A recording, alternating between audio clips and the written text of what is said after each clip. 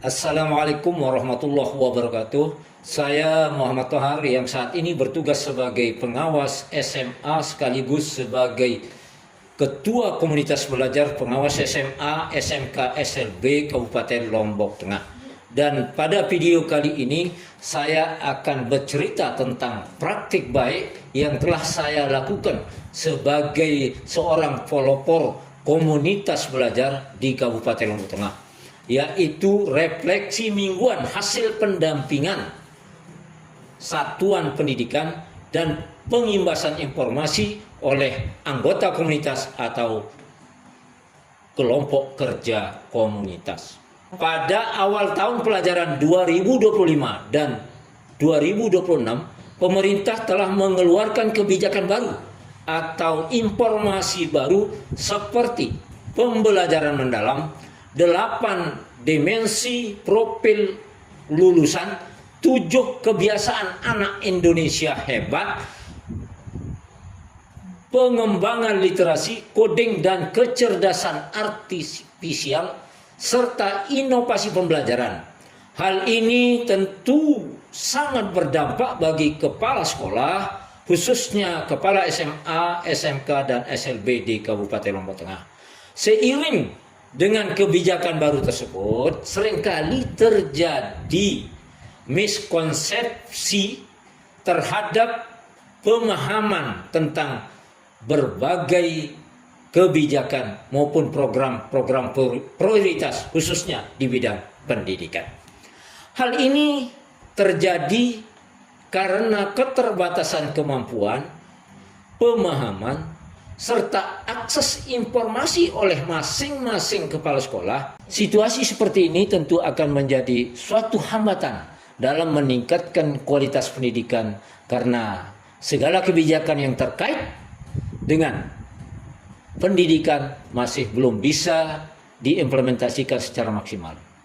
Gambaran situasi yang tidak mudah untuk dipahami karena membutuhkan pemikiran, ide kreatif, serta kolaborasi semua pihak untuk mencapai tujuan bersama. Adapun tantangan utama yang ditimbulkan akibat dari situasi tersebut diantaranya adalah: 1. Tantangan kualitas pendidikan dan pengajaran yang meliputi kualitas guru yang tidak merata. Selanjutnya, kualitas infrastruktur dan fasilitas, literasi dan numerasi rendah, tantangan implementasi kurikulum. Kedua, tantangan relevansi dan kesiapan global yang terdiri dari kurikulum yang kurang relevan, kesenjangan digital, kebutuhan keterampilan global. Kemudian berikutnya yang nomor 3, tantangan manajemen dan sumber daya, terdiri dari keterbatasan anggaran, manajemen perubahan kebijakan, tantangan tata kelola. Dan yang berikutnya, yang keempat, nilai dan karakter.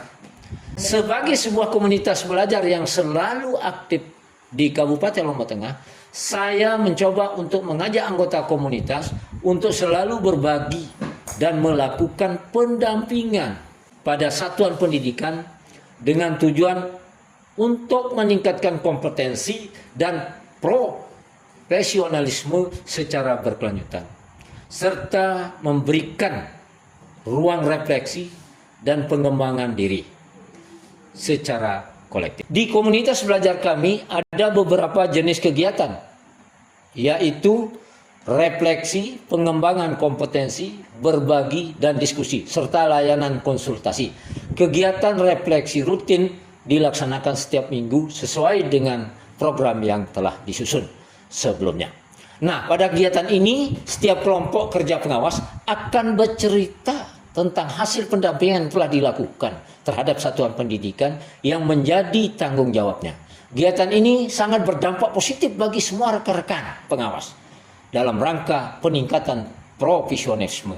Melalui kegiatan refleksi mingguan ini, rekan-rekan pengawas dapat menyampaikan segala hal yang telah berjalan dengan baik di satuan pendidikan untuk terus dikembangkan maupun hal-hal yang masih belum bisa berjalan secara maksimal untuk sama-sama mendiskusikan solusinya, sehingga komponen yang menjadi tuntutan dalam pembuatan kurikulum dan pembelajaran mendalam itu bisa terpenuhi.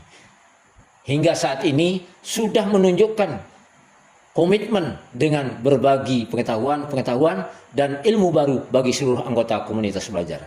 Kegiatan ini tidak hanya berdampak bagi anggota komunitas belajar, melainkan sangat berdampak positif juga bagi komunitas belajar lainnya di wilayah Kabupaten Lombok Tengah. Komunitas belajar kami sering melakukan kegiatan diseminasi atau pengimbasan berbagi pengetahuan, ide, serta pengalaman yang berhubungan dengan peningkatan kompetensi dan profesionalisme pengawas sekolah. Berbagi praktek baik juga merupakan salah satu program utama pada komunitas belajar kami. Praktek baik yang dibagikan menunjukkan bahwa setiap pengawas memiliki kreativitas dan keunikan masing-masing dalam menghadirkan pengalaman. Setiap sesi berbagi diakhiri dengan kegiatan refleksi bersama untuk mengidentifikasi faktor keberhasilan dan tantangan dalam penerapan praktik baik. Kegiatan berbagi ini tidak hanya meningkatkan kompetensi profesional pengawas, tetapi juga memperkuat rasa kekeluargaan, membangun budaya belajar, dan meningkatkan semangat. Kegiatan diskusi dan layanan konsultasi menjadi bagian penting dalam menjaga keberlanjutan proses belajar di komunitas kami. Setiap pengawas diberi ruang untuk menyampaikan pengalaman, kendala, atau kebutuhan pengembangan kompetensi yang dihadapi. Sebagai seorang pelopor komunitas belajar, tentu saya pribadi sangat berharap dan terus berusaha dalam mengembangkan dan menjadi motor penggerak bagi rekan-rekan pengawas lainnya. Demikian yang bisa saya sampaikan. Semoga bermanfaat. Amin.